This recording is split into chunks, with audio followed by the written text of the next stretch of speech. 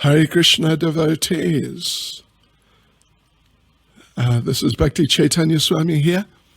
Welcome to the first day of our Bhakti Vaibhava seminar on Srimad Bhagavatam. First day on the second canto. Yes, first chapter of the second canto of Srimad Bhagavatam. Let us first of all recite our prayers.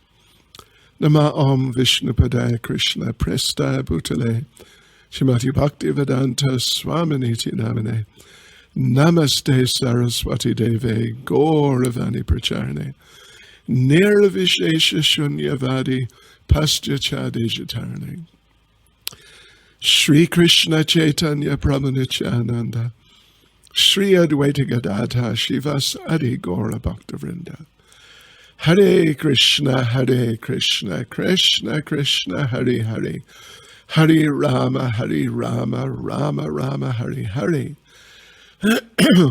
Vanchkalpaturubhyas cha kripa sindubhya evacha, Patitanam pavanebhyo vaishnavebhyo namo namaha. Srila Prabhupada ki jai. Yes, so here we are, starting the second canto of Srimad Bhagavatam. And just first of all, just a little glimpse into what is there in the second canto. There are 10 chapters, and first chapter, which we're going to start going through today, is it's called The First Step in God Realization, and it's basically about the universal form, yes, and or at least introducing the universal form, something like that. Then we'll go more into the universal form. Then there's discussion about the super soul, and then eventually we get into the discussion between Narada Muni and his father, Lord Brahma. Yes, so then by the time we reach the 9th chapter, there we find the 4 seed verses of the whole Srimad Bhagavatam. Yes, it's Lord Brahma is instructing Narada Muni, and yes, he gives those 4 seed verses explaining, you could say, Srimad Bhagavatam in a nutshell. So like that, these types of subjects are discussed in the second canto. So let us just get straight into it. First chapter of the second canto, as I said, it's titled The First Step in God Realization, and it begins actually with an invocation. Including the invocation, there are 40 verses. So, or rather really, the invocation and 39 verses. Yes. So, we've divided up this first chapter of the second canto into 5 sections. First is just the invocation. Then, from verse 1 to verse 7, the discussion is Shukadev Goswami appreciating Parikshit's questions, because at the end of the first canto, Maharaj Parikshit, who had just recently met up with Shukadev Goswami on the banks of the Ganges, and of course there are many sages and all sorts of great personalities there, even Lord Shiva, even Srila Vyasadeva.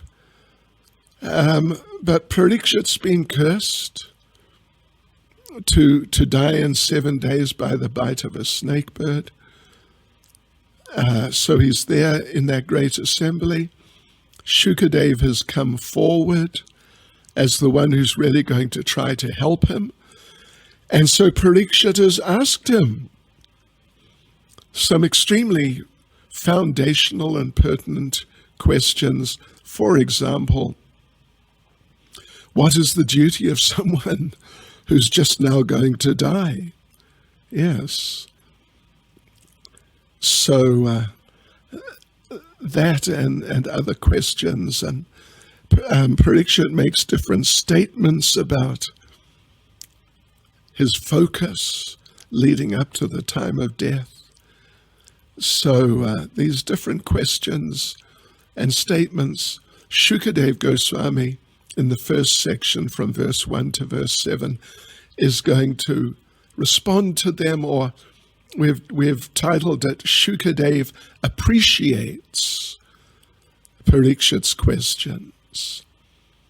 And then from verse 8 to verse 21, that is the third section, Shukadev begins answering Parikshit's questions. He begins answering them. So the first section, or actually it's the second section from verse 1 to verse 7, he just basically expresses appreciation for those very important questions.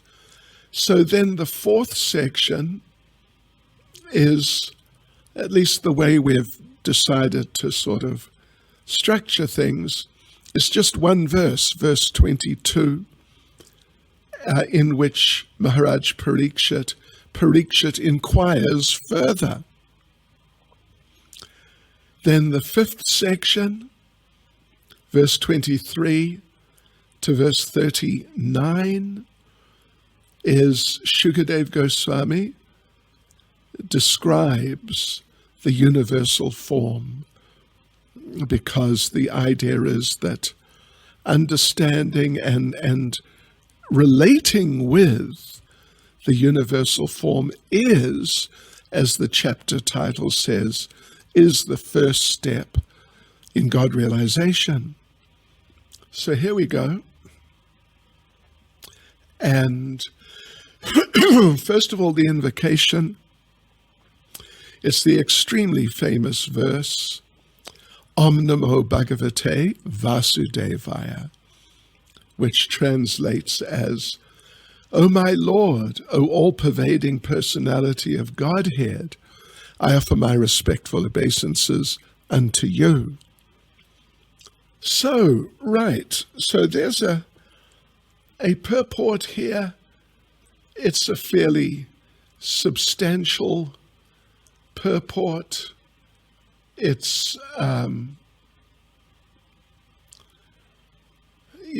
anyway, it's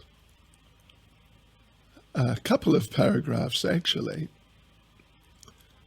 So, Srila Prabhupada explains that Vasudevaya, of course, means to Lord Krishna. We offer our obeisances to Vasudev, who is Krishna, the son of Vasudeva.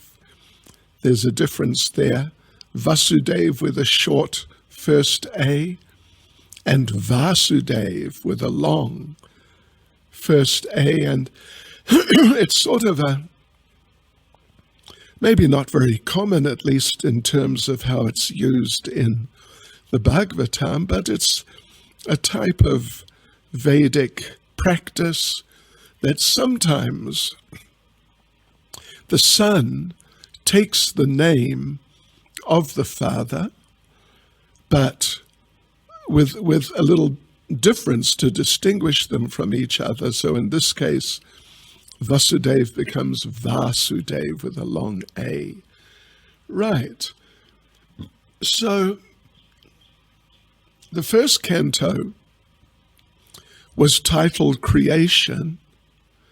The second canto is about the post-creation manifestation.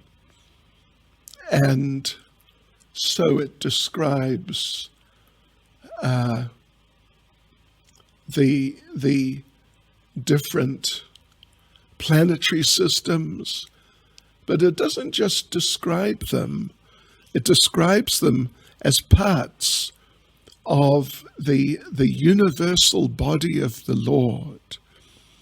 Now, it's quite a subject. We're going to go into it in depth. But the universe, with all its planets and just species of life and just everything, is sometimes taken in a certain sense to be a form of the Lord, the universal form, we say. And of course, I'm sure you're all familiar in Bhagavad Gita that the 11th chapter is all about the universal form. And Krishna showing Arjuna his universal form and how so many different features of the universe are different parts of that. It's like, you could say, it's like a body of the Lord, the universal form.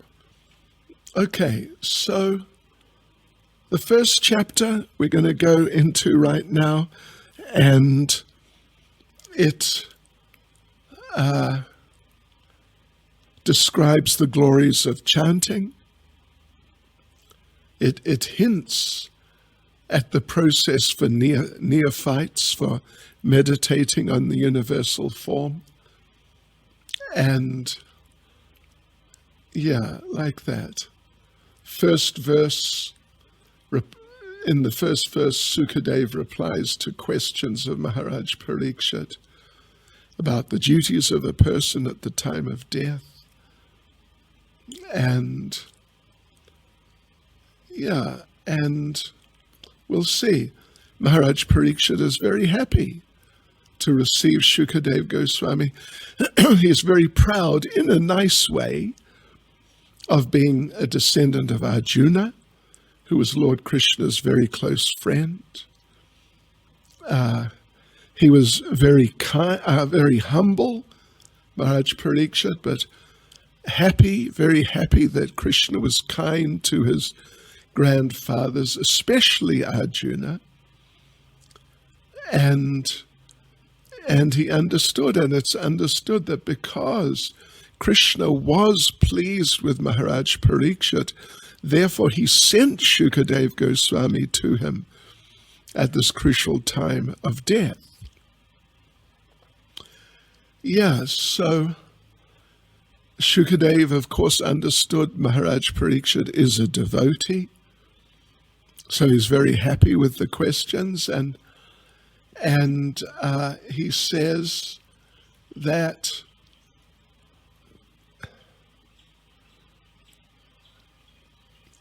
Prabhupada says that he says, because you have raised questions about Krishna, your question is most glorious. So here we go, devotees and friends. Let's get into it's the second section, but it's the first part of the sort of the text pursuing the whole narration, the story of the Bhagavatam, and it's from verse 1 to verse 7.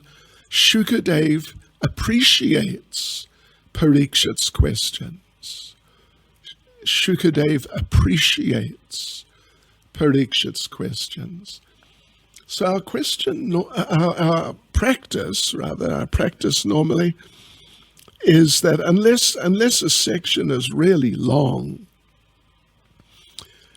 we read the translations of the verses, first of all, in that particular section, just so we get a feel for the flow of what's happening, the flow of the discussion, the flow of the events within that section. So verse number 1. Sri Shukadev Goswami said, "My dear king, your question is glorious because it is very beneficial to all kinds of people. The answer to this question is the prime subject matter for hearing, and it is approved by all transcendentalists. Verse 2, those persons who materially engrossed, being blind to the knowledge of ultimate truth, have many subject matters for hearing in human society, O Emperor. And verse 3, the lifetime of such an envious householder is passed at night either in sleeping or in sex indulgence, and in the daytime either in making money or maintaining family members. Verse 4, so this is all in the context of appreciating what Parikshit, the question or questions that Parikshit put to Shukadev at the end of the first canto. So verse 4, persons devoid of Atma Tattva do not inquire into the problems of life, being too attached to the fallible soldiers like the body, children, and wife. Although sufficiently experienced, they still do not see their inevitable destruction. Verse 5, O descendant of King Bharat, one who desires to be free from all miseries must hear about, glorify, and also remember the personality of Godhead, who is the supersoul, the controller, and the savior from all miseries. Verse 6, the highest perfection of human life, achieved either by complete knowledge of matter and spirit, by practice of mystic powers, or by perfect discharge of occupational duty, is to remember the personality of Godhead at the end of life. And then verse 7, O King Parikshit, mainly the topmost transcendentalists, who are above the regulative principles and restrictions, take pleasure in describing the glories of the Lord.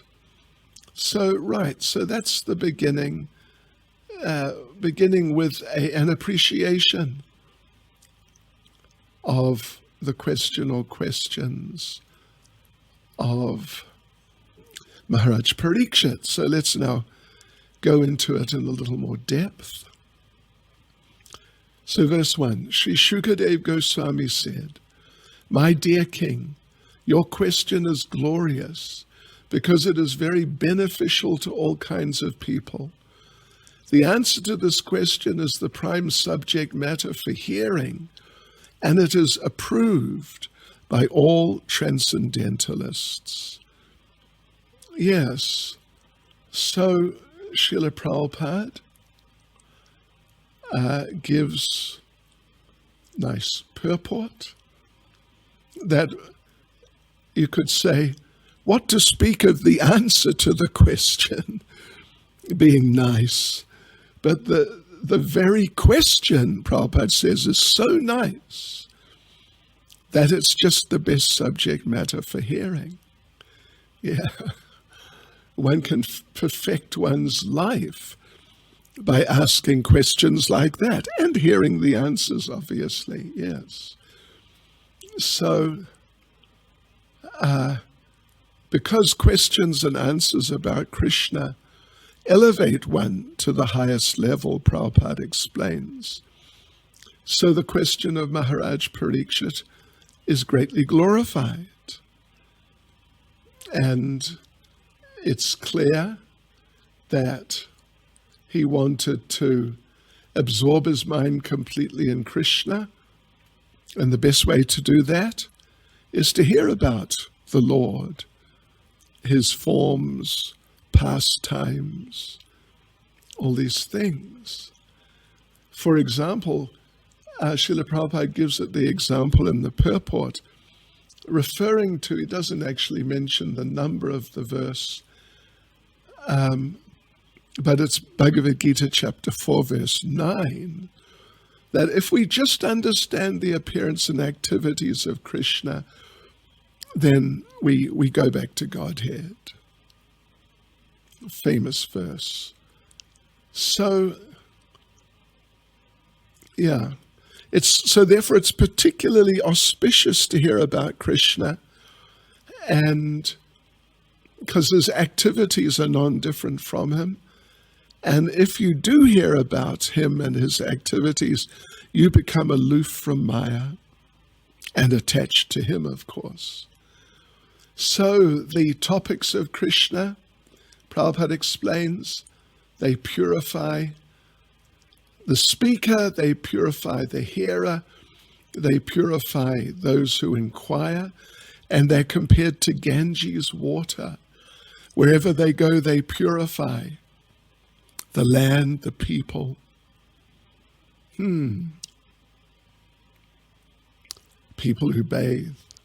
So Prabhupada concludes the purport that similarly, Krishna Katha is so pure, or different items of Krishna Katha are so pure that wherever they're spoken, the place, the hearer, the inquirer, the speaker, and all concerned become purified. So we go on to verse 2. Those persons who are materially engrossed, being blind to the knowledge of ultimate truth, have many subject matters for hearing in human society, O Emperor. So there's pretty extensive purport here. Prabhupada begins by talking about two types of householders. One type is a grihasta, the other is a grihamedi.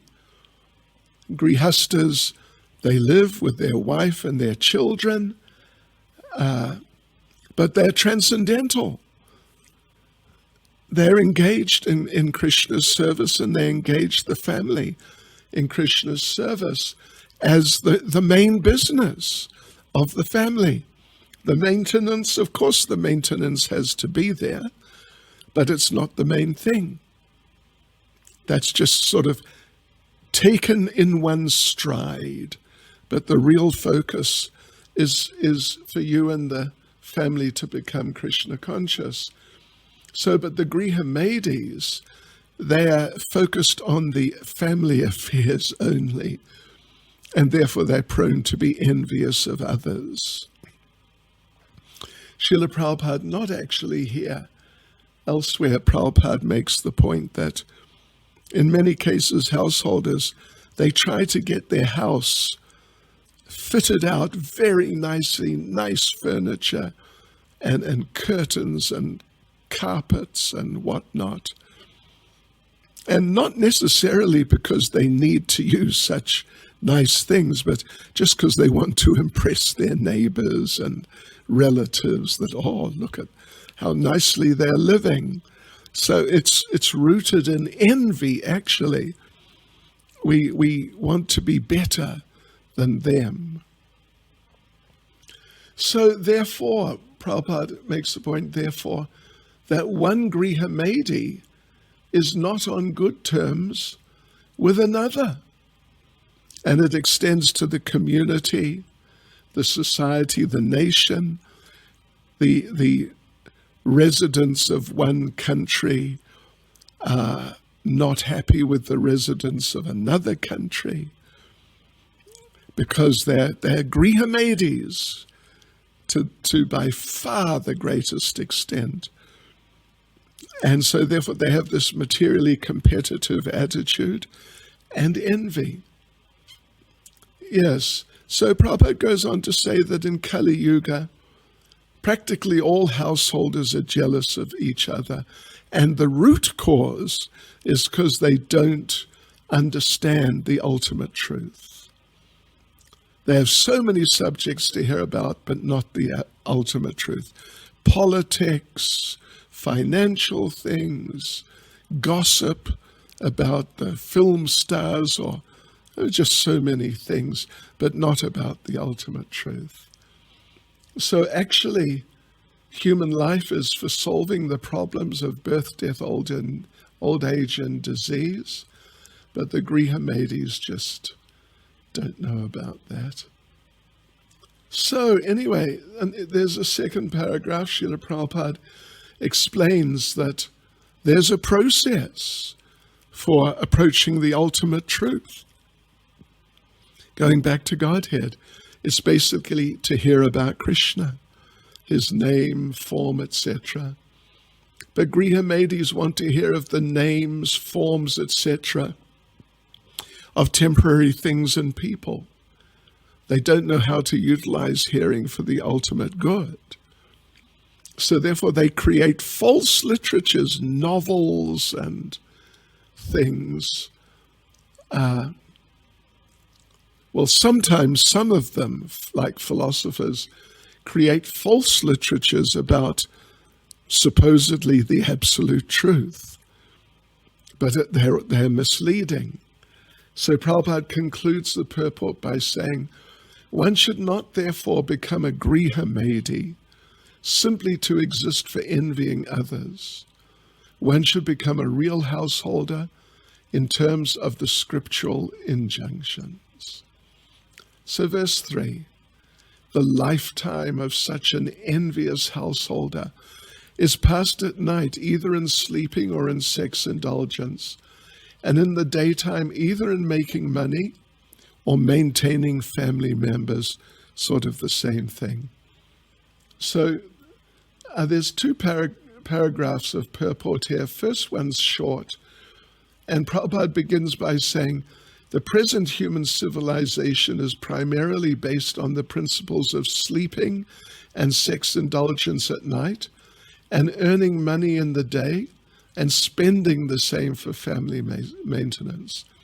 And Prabhupada makes the point, such a human society is condemned. And the second paragraph. So human life is a combination of matter and spirit, of course. Material bodies, but spirit, soul, motivating everything. And so the process of Vedic knowledge is to disentangle ourselves from that mixed up position. And this is called Atma Tattva, the truth of the soul. So people who are too materialistic, they're more inclined to economic development, of course, and they're called karmis. And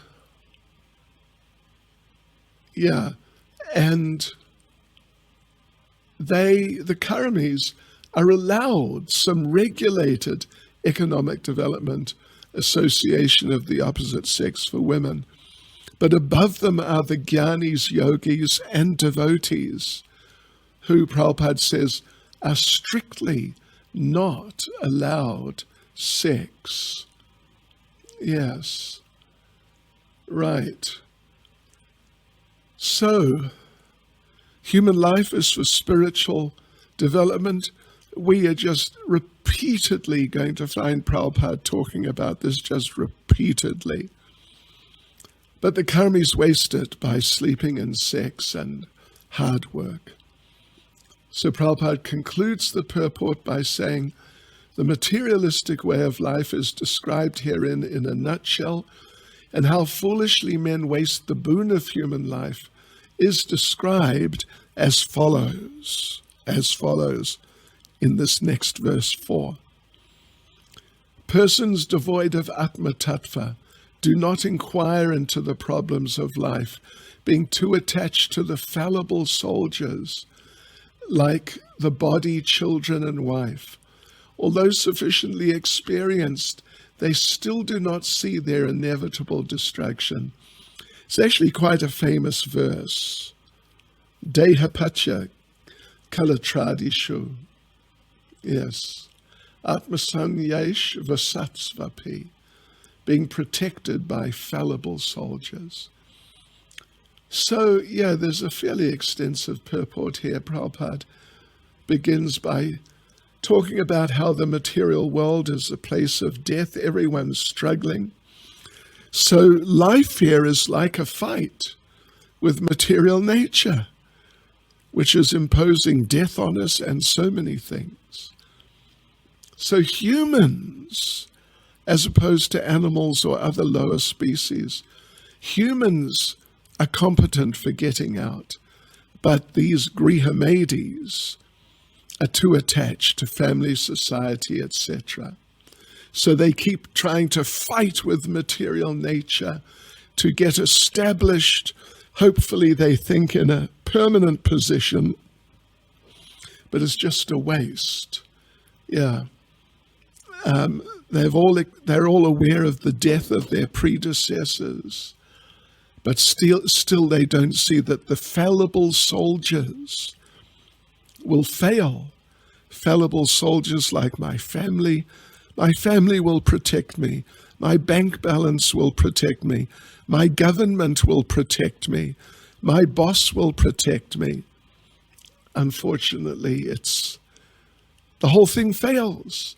And therefore, Srila Prabhupada points out there are no survivors in the struggle for existence on the material level.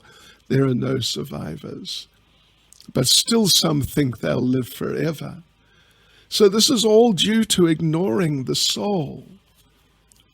And Prabhupada says that the people, it's like they're living in a dream. They come together like bubbles in an ocean and then just ripped apart.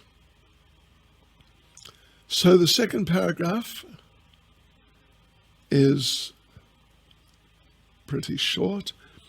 I'll just read it. Our friends, relatives, and so-called wives and children are not only fallible, but also bewildered by the outward glamour of material existence. As such, they cannot save us. Still, we think that we are safe within the orbit of family, society, or country. And the third paragraph, Prabhupada makes the point, material advancement is like decorating a dead body. Everyone is like a dead body, flapping for a few days. And all human energy is wasted on decorating the dead body. So Prabhupada concludes the purport by saying, persons who are devoid of the knowledge of Atma Tattva are misguided, but those who are devotees of the Lord and have perfect realization of transcendental knowledge are not bewildered. Verse 5, O descendant of King Bharat, one who desires to be free from all miseries must hear about, glorify, and also remember the personality of Godhead, who is the Supersoul, the controller, and the savior from all miseries. So basically, in this purport, or the verse and the purport is sort of reviewing the previous verse. Reviewing the previous verse. So one must do everything for Krishna, not for oneself. Prabhupada refers to Bhagavad Gita 9:27, Yat Karoshi Yadashnasi. Hopefully you know that verse. Whatever you do, whatever you eat, offer, give away, all these things should be done as offerings to me, Krishna says. So first, what should we do first? Hear about Krishna. Then we must glorify, then remember. Then if we do like that, we'll be in the association of the Lord always and we'll be fearless.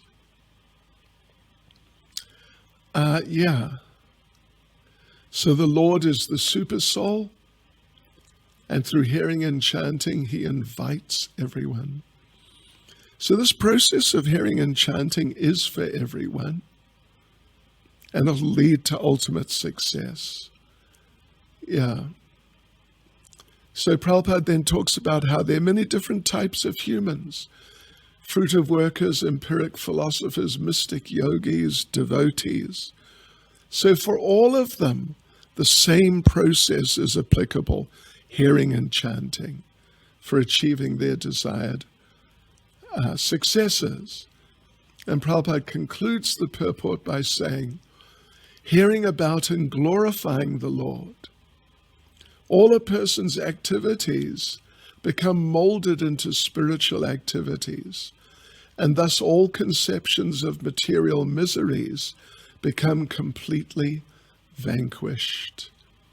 And verse 6, the highest perfection of human life, achieved either by complete knowledge of matter and spirit, by practice of mystic powers, or by perfect discharge of occupational duty, is to remember the personality of Godhead at the end of life.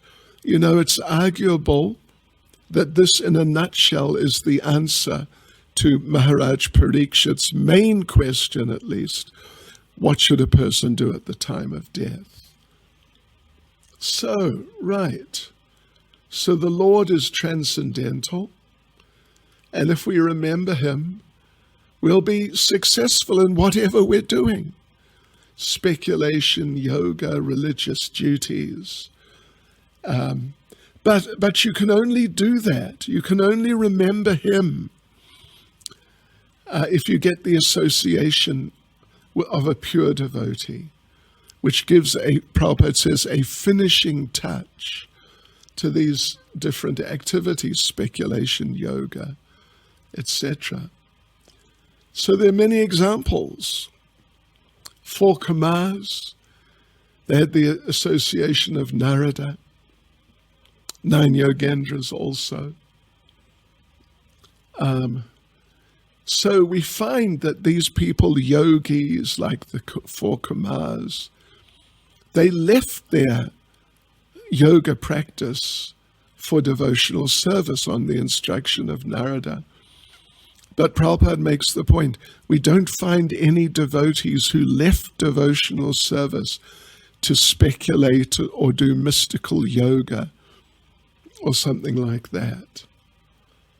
So Prabhupada concludes the purport by saying, life should be molded in such a manner that one is able to progressively remember the personality of Godhead in every step of life. And then verse 7, which is the last verse in this section. O King Parikshit, mainly the topmost transcendentalists, who are above the regulative principles and restrictions, take pleasure in describing the glories of the Lord. So Srila Prabhupada explains the topmost transcendentalists, they're liberated. They're even beyond regulative principles. Neophytes are under regulative principles, under the guidance of the spiritual master. So therefore, Prabhupada says they're compared to patients in a hospital being treated by various restrictions in the hospital. Can't eat this, can't do that. So the topmost transcendentalists realize Krishna through transcendental knowledge, and through having these wonderful realizations, they take pleasure in discussing the Lord. Prabhupada then again refers to Bhagavad Gita chapter 4, verse 9, Janma Karma Chame Divyam. Saying the appearance and activities of the Lord are transcendental. So ordinary people, they think he's one of us. They don't accept that he's transcendental and his names and forms are transcendental. Then Prabhupada explains the topmost transcendentalists, They're just not interested in material things. And his taking interest in the Lord's activities is a type of proof that the Lord is not like us, because you cannot absorb yourself so much in hearing or chanting about the activities of ordinary people like you can about those of the Lord. So therefore, he's not like us. So Vedic literature, Prabhupada introduces important, interesting point. Vedic literature says he is one, engaged in his pastimes with his devotees, but at the same time, he's the super soul, an expansion of Lord Balaram within our hearts. So yes, Krishna is one, but he's many at the same time. One in many, many in one. So the perfection of transcendental realization of all your efforts in devotional service, the perfection is to enjoy hearing and chanting about Krishna, his pastimes, his qualities, not in trying to merge with him. So, but there are others, Prabhupada mentions at the end of the purport. There are others who are not on such a high level, and they do discuss the Lord's pastimes, but their aim is to merge with the Lord.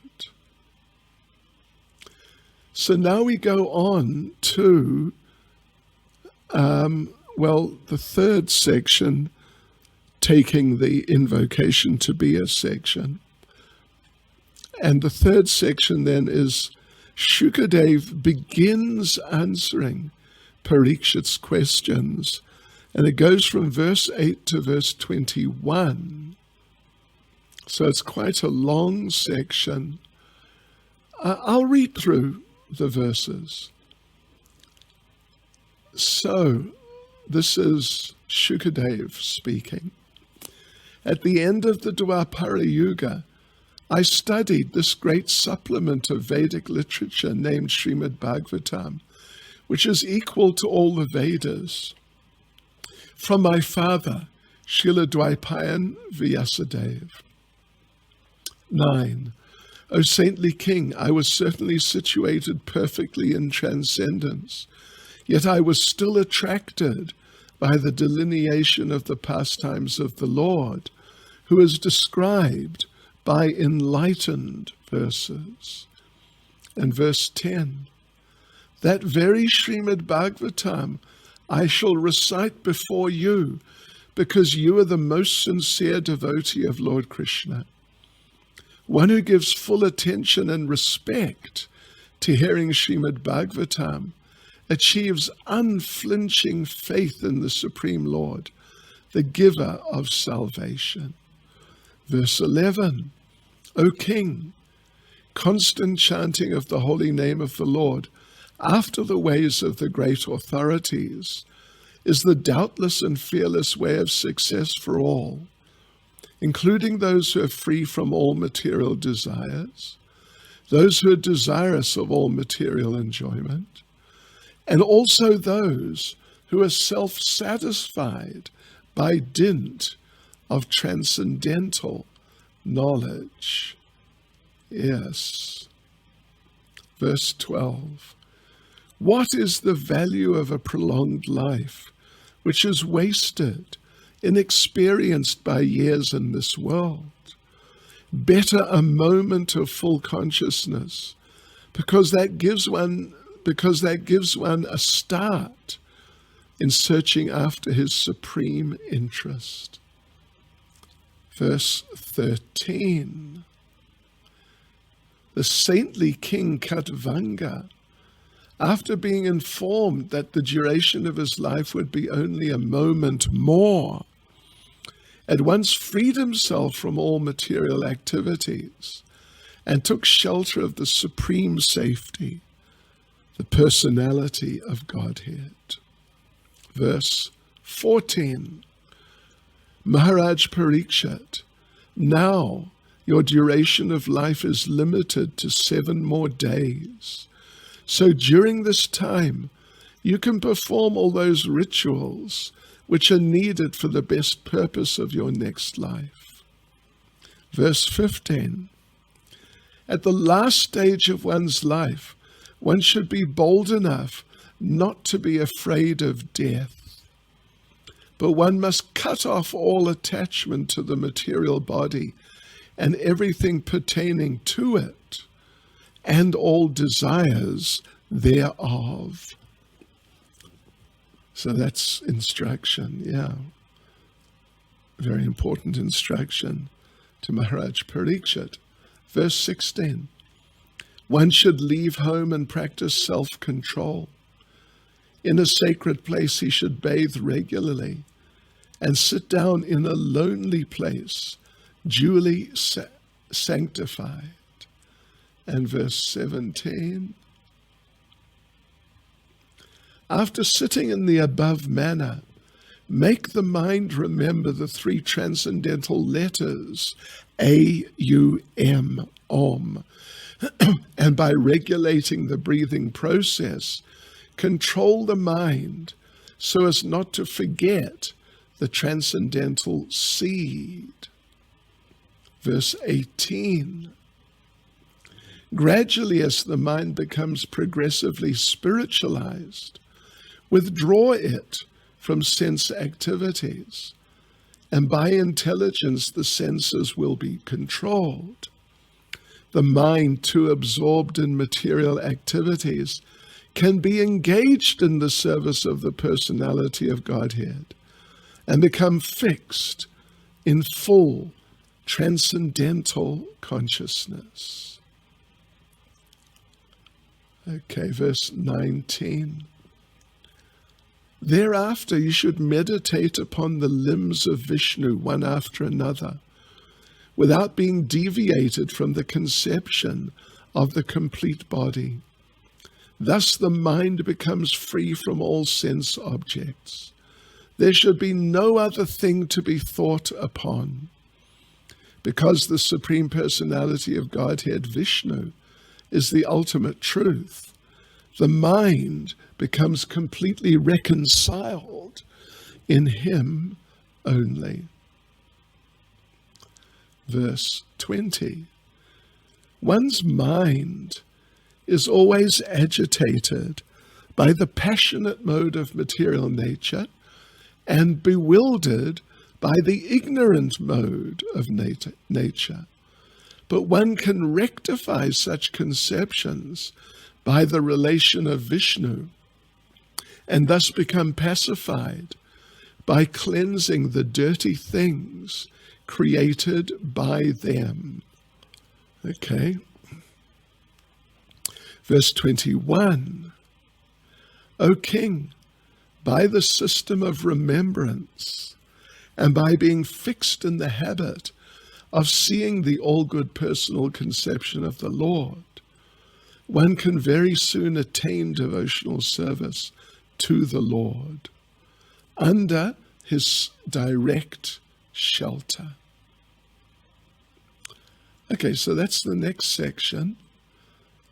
I don't think there's time to go through the whole thing, but let us make a start. Verse 8. At the end of the Dwapara Yuga, I studied this great supplement of Vedic literature named Srimad Bhagavatam, which is equal to all the Vedas, from my father, Srila Dvaipayana Vyasadeva. So, okay, Srila Prabhupada begins the purport by saying that the statement of Shukadev Goswami that the topmost transcendentalist who's beyond the jurisdiction of regulations and restrictions mainly takes to the task of hearing about and glorifying the Lord. Yes. So that, Prabhupada explains, that statement is verified by his own example. That Shukadev, accepted by everyone at that gathering,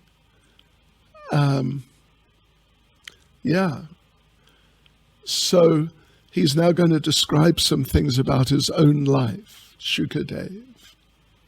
Yes. So Srila Prabhupada emphasizes, it's very important, that the need to hear from authority. So Shukadev gives his own example. He was attracted by the activities of Krishna and therefore studied Bhagavatam under Vyasadeva. And Prabhupada makes the point that these elevated, special, particularly transcendental literatures, you can't study them on your own. You have to study them under professors. That's how it works. In the case of the Bhagavatam, it must be studied under a realized soul or under realized souls. Yeah. So even though Shukadev was realized, even though he's actually realized, still he took instruction. He had to study under Vyas, who had studied under Narada. This is how it works. So who are you going to study under? That's for you to sort out. So, Srimad Bhagavatam is based on the Lord, his name, his forms, pastimes. All his pastimes are executed with pure devotees. Therefore, you never see a bona fide Krishna, a bona fide picture of Krishna alone. Prabhupada made the point there must at least be a cow or a peacock, ideally a gopi. Right. So everything in the Bhagavatam is in relation to the Lord. So here it's referred to, Prabhupada makes the point, that here it's referred to as Brahma Samhitam, because it's the sound form of Krishna, like Bhagavad Gita. Bhagavad Gita is spoken by Krishna, Bhagavatam is spoken about Krishna.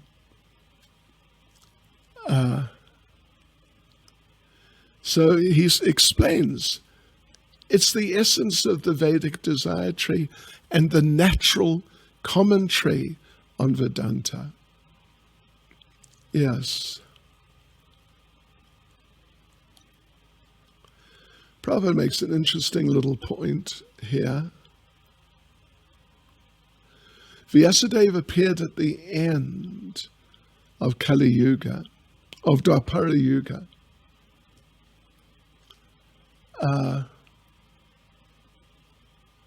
Yes, as the son of Satyavati, and therefore the word Dwapara Ado, or the beginning of Dwapara Yuga, in this context means just prior to the beginning of the Kali Yuga. The logic of this statement, according to Srila Jiva Goswami, is comparable to that of calling the upper portion of the tree the beginning. The root of the tree is the beginning of the tree, but in common knowledge, the upper portion of the tree is first seen. In that way, the end of the tree is accepted as its beginning. That's an interesting point.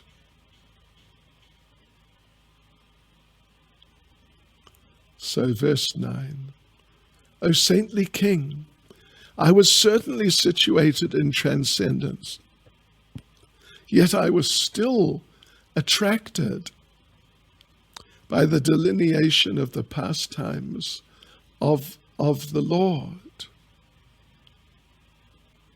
who is described by enlightened verses. Okay. So Prabhupada explains, Brahman is the first manifestation of spirituality and the first realization of many people. Paramatma is the second step. But if an impersonalist comes in contact with the Bhagavatam, he becomes a devotee. So unfortunately, the impersonalist cannot adjust to the idea of the absolute truth being a person. But good reasoning and arguments, along with the process of Krishna consciousness, can help the staunch impersonalist to become attracted to Krishna.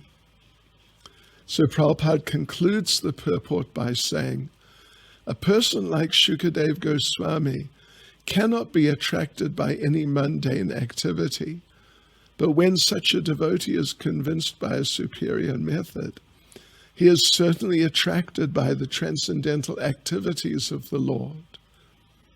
The Lord is transcendental, as are his activities. He is neither inactive nor